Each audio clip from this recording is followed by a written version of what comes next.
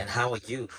Welcome to your favorite HR clinic. My name is Tim, and I am, your favorite HR.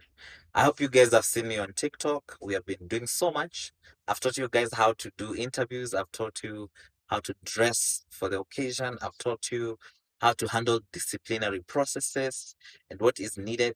Now, here comes the employers, and I want you to pay attention because today I'm gonna make you an HR and you'll handle HR like a boss. You may not be trained in HR, but just by me talking to you tonight, you'll become a top tier HR and you will manage your HR affairs in the best way possible at your workplace. So maybe today I'll be somewhat general, but of course I will insist on you paying attention because in it you can pick a few things that will be so specific for your company. HR is so important for your company because of one reason. Every employee is your biggest resource. If you don't have employees, you don't have a very meaningful resource. I hope you get me. Every time you miss out on how you handle your employees, you're messing up. And you will not mess up for so long until it catches up with you. Right from statutories. By these statutories are something that can actually mess up your company big time. Starting from statutories, coming to how you handle their disciplinary matters, coming to how you reprimand them, coming to how you pay their salaries, coming to how you pay their commitments, maybe bank loans and all of that. It's so important to know that your biggest resource must be handled with care. So today I want to make you an HR, even without you being an HR by profession, because your company needs that, because you have to work with people. Every human needs people. That's why this profession is called human resource. But I want to make you a professional in it without actually having a paper in human resource training. Okay.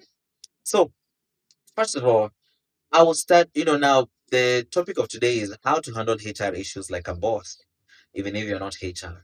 Isn't that beautiful? Right?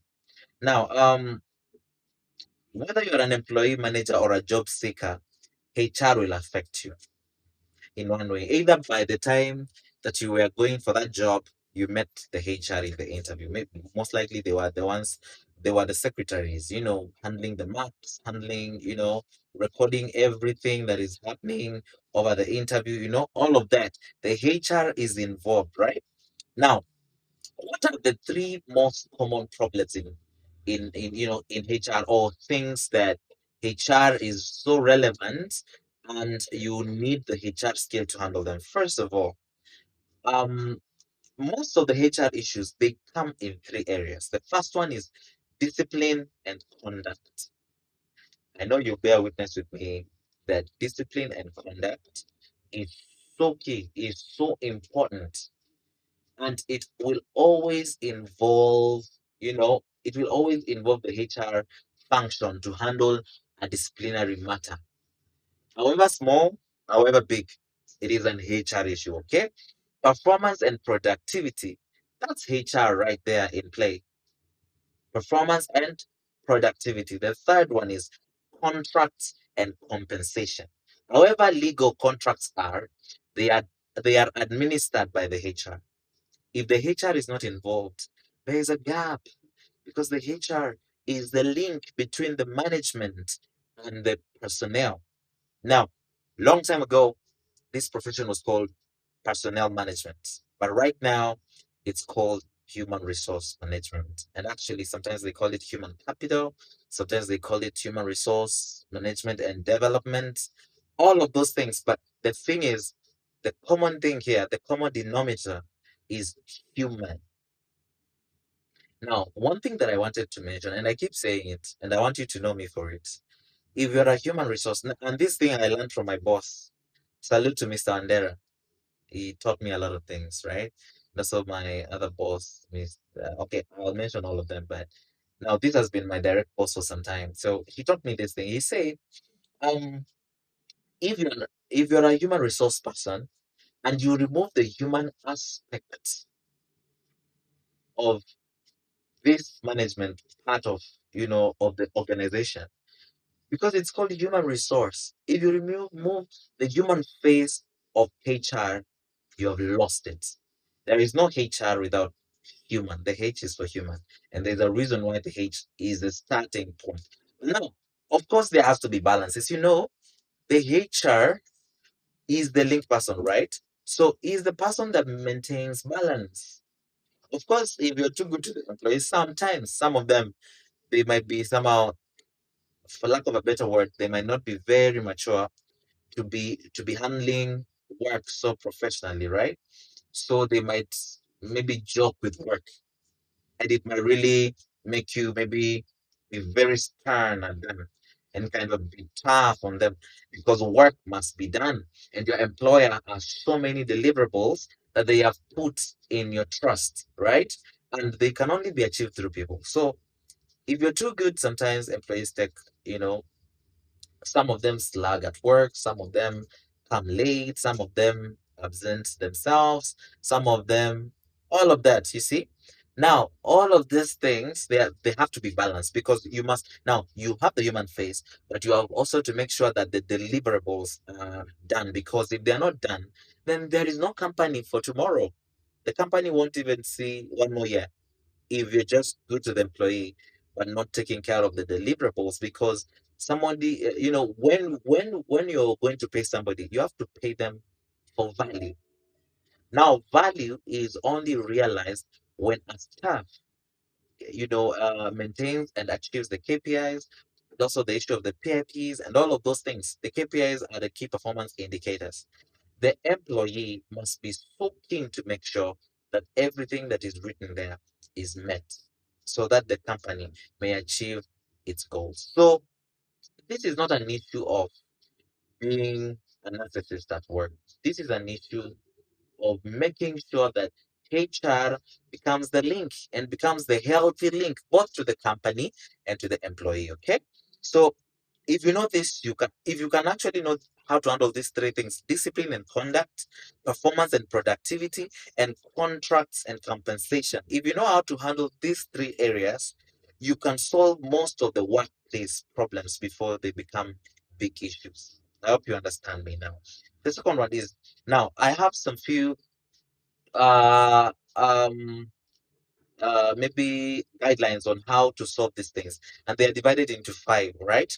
So the first step to handle any HR issue within discipline and conduct, performance and productivity, and contract and compensation, the first, the very first step is to identify the issue. You have never heard that once you diagnose the problem, even when you diagnose the disease, you can give someone the wrong medicine. Maybe tu like kutambia watu kunyweni brufen, right? Ama kula tu ndizi ama kunywa tu maji, na maybe hata hiyo sio the story. Maybe the story could be genetic, maybe the story could be all of that, right? So if you don't have the right diagnostic of any problem, you will not solve that problem. It's as simple as that. Don't assume. Write down what happened and why it's a problem, right?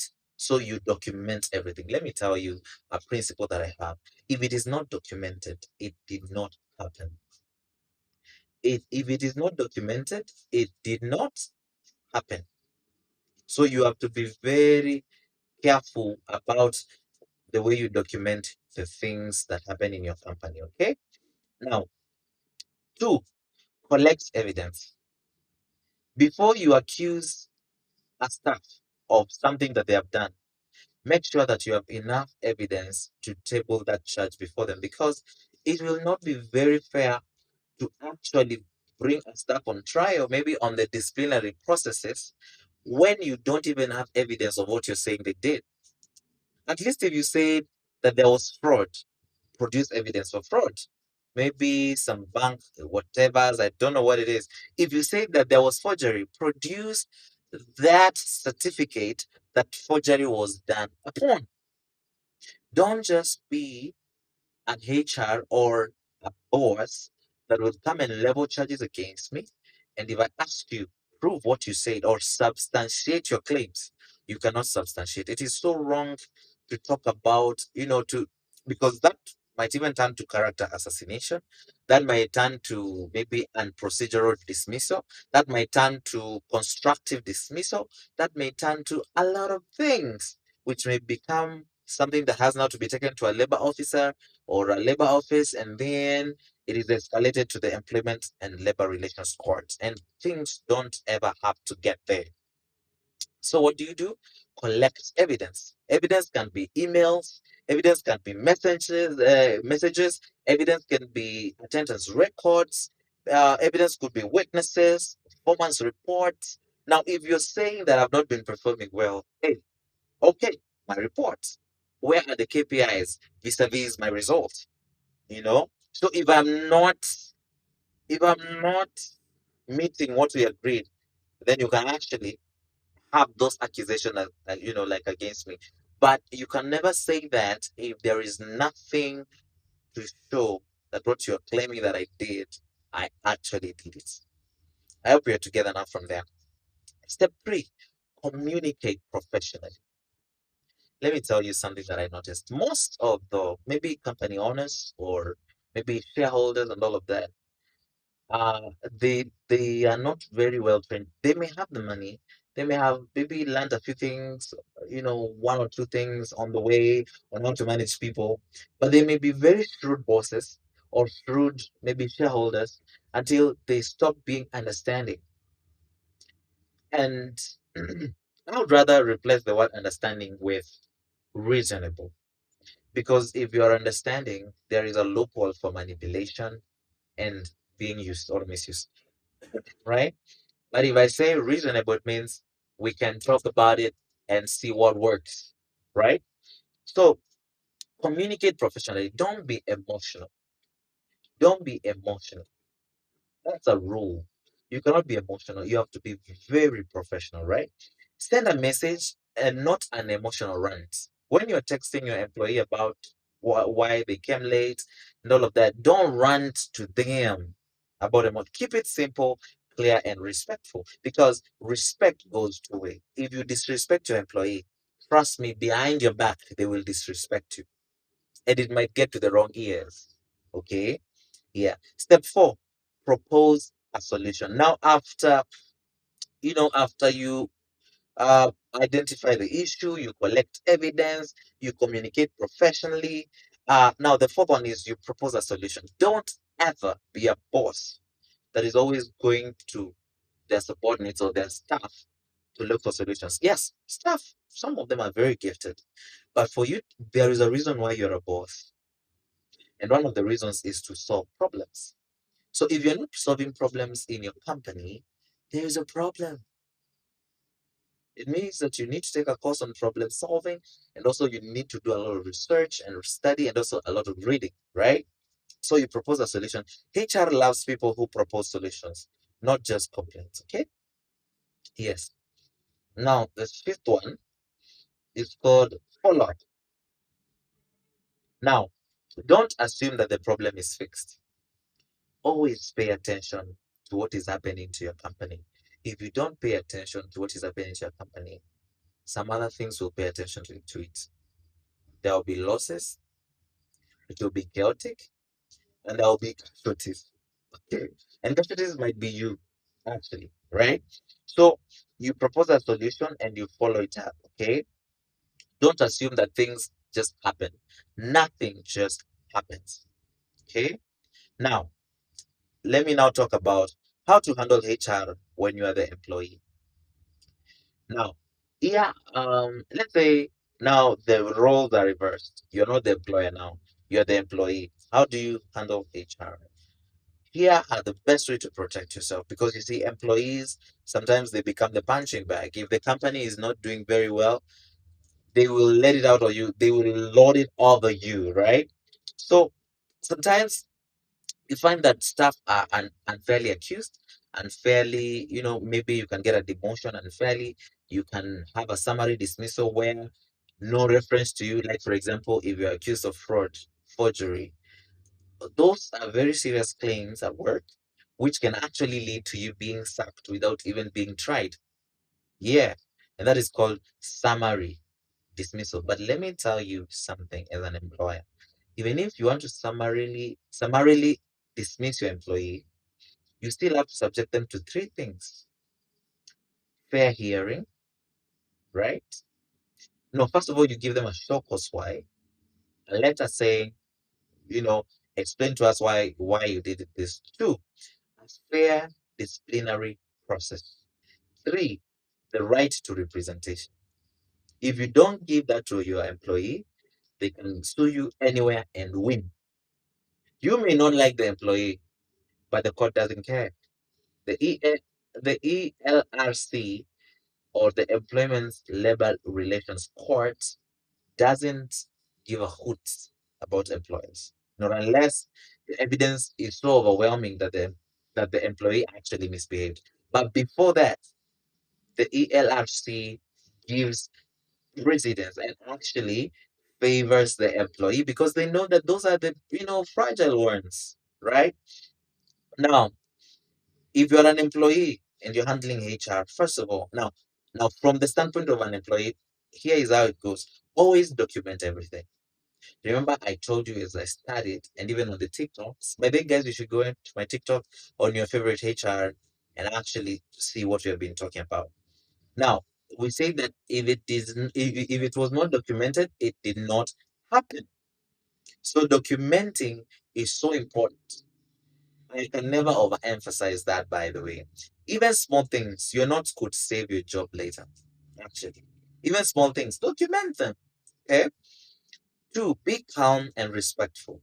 You don't want to be accused of um, gross insubordination, where you talk back and forth with your employer or your line manager or your supervisor, and then you feel like you'll just go scot free just because the CEO comes from your home. It's so wrong, by the way. It's very wrong. So be calm and respect. Don't argue. Don't insult, or you will lose your credibility. Yeah. Now, know your rights. There is something called the Employment Act 207 in Kenya. And it's so important to know your rights from there. You have right to a safe working and environment. You have right to being provided with water when you are at work. You have right to be given every tool that you need to perform well in the duties that you have been assigned. You have a right to be actually compensated commensurate to the work that you do. You have a right to be given work-life balance. There is an act called OSHA, the Organizational Self Safety and Health Act. We have WIBA, which means Work Injury Benefits Act. All of those things, they are there to protect you. So you have to go and read those things because once you're hurt at work, the WIBA demands that you have to be compensated. Do you hear me? If you're disabled at work, it demands that you be compensated. If let's say, God forbid, somebody loses their life at work, the family must be compensated. It is there. It is there in law. And it's an act that is actually being used right now. And there are, all of those things. You have a right to a safe working environment and all of that. So, and you have a right to fair hearing, you have a right to a representation, you have a right to, all of those things. They are your rights, but people perish for lack of knowledge. So you have to study to show yourself approved. You have to study for your employer to know, hey, they are not dealing with sissies, right? Now, so avoid office politics. Don't gossip. Don't take sides. Stay neutral. It always works when you're out of the politics. You're actually smarter if you're neutral. If you're part of the politics, you are not smart. I hope you got me, okay? Now, how do you handle HR when you're a manager? You see, I'm touching every side: the employer, the employee, managers, right? Managers often create HR problems without knowing. It is true, by the even line managers. Now, the main point that I would start with is that you should communicate your expectations to your juniors early. Let it never be a developing story. This is not news, right? So don't behave like the way they are doing things and the rules that you'll be setting they are developed, meaning that you didn't even know what you wanted. So How will your employee deliver what you want if you, the manager, did not know what you wanted, right? So you communicate your expectations early. If you don't say what you want, don't punish people later. I told you that this is not a developing story. It is not news, right? Guys, this is a developing story. We'll keep on update. No, set the rules early. Maybe a few dynamics here and there, as we grow, but at least set the rules early, okay? And your expectations too. Give feedback regularly. If you don't give your employee feedback, they will never know whether they are hurting you or hurting the company or performing well. So give feedback regularly, always. If you don't say what you want, don't punish people later, and don't wait for performance reviews to give feedback, okay? Document everything. And this works for the employer, the employee, the manager, everyone. Document everything because even small warnings should be documented. If an employee is not doing well, put it in writing, document it. Because if there is documentation, then there will be proof, and there will be, proof, even in a court of law, right? Use fair and consistent discipline. Maintain the standard of your discipline. If it means, anyway, this one can't be done at a place of work. At least squad scar 20. If that is what you do, or if you slap any, you cannot slap an employee. First of all, you go to court and go to jail.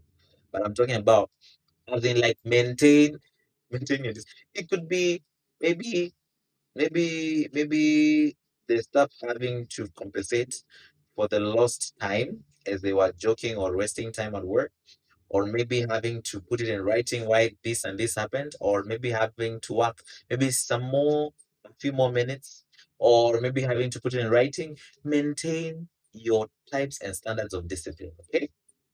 Yeah, be consistent. Treat everyone the same.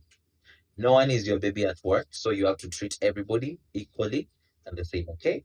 Now, what is the biggest HR mistake that people make, from the employers, employees, managers, and everybody? What are some of the, biggest HR mistakes that maybe people make? Um, Maybe I'll just mention a few that I wrote here. The biggest mistake is waiting too long. Waiting too long to communicate your expectations, waiting too long to document, waiting too long to discipline, waiting too long to, to give feedback, waiting too long to pay, waiting too long. When you wait for anything too long, or if you hesitate for too long, or pro, procrastinate, Kizungu inafaa, or procrastinate for too long, let me tell you the truth, it will never work in your favor. Don't wait too long to take action. Okay? Don't wait too long to take action. People ignore issues until they become serious. Then HR has to take strong action. And these strong actions, most of them are not fair. And if it is not fair, the court will never side with you as employer or the manager. It will always side with the employee. And the employee will say, you did not communicate your expectations on me earlier. So how could I know? You get me? So always don't wait for too long. So what is the solution to that? What is the antidote? Deal with problems early, politely, and professionally. If it needs to be documented, document it. And I told you, document everything, even the small developments, document everything. So now you know how to handle HR from every side as an employer, employee, and a manager. And guys, we will be doing this regularly because I got you. And I want you to be the best HR ever, the best employee ever, and the best employer ever, and the best line manager, or senior manager, or whichever manager better. I want you to do it better, and I want you to never get into the wrong side of the law. Because if you get to the wrong side of the law, something happens to you. Most of the things about you change. Your reputation, your earnings may be affected, and the performance of the company may be affected. So I want you to get these things right. When you get them right, that's it. And imagine if you get it right with employees, you get it right with profits. A happy employee equals to profits. Never forget that. A happy employee is a profitable employee. Thank you so much, guys, for listening to me. We do this again very soon. See you.